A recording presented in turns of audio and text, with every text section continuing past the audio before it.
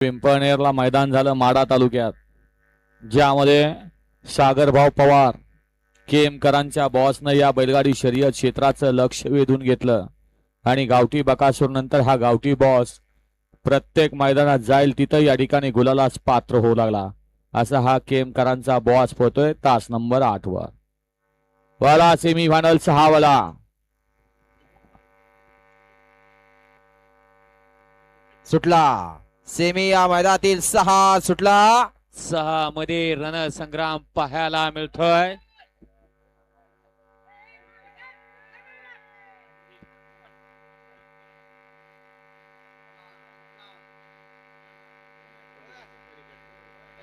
अतिशय सुंदर आणि बॉसना बाजी मारली। गावठी बॉस म्हणते ती त्याला, असा केमकरांचा बॉस आणि चक्क्या भावांचा साज फायनल साठी पात्र झाला। बारका बॉस आणि मोठा बॉस सक्के भाऊ पळाले आणि कडनं पळून फायनल साठी पात्र झाला। बाला ड्रायव्हर नेवरीकर, हात नाही हातोडा आहे ना मुस्का बाला आहे।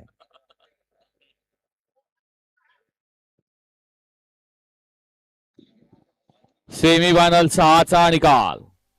6 मध्ये सुंदर अशी लढत झाली आणि गाडी फायनल साठी पात्र आहे।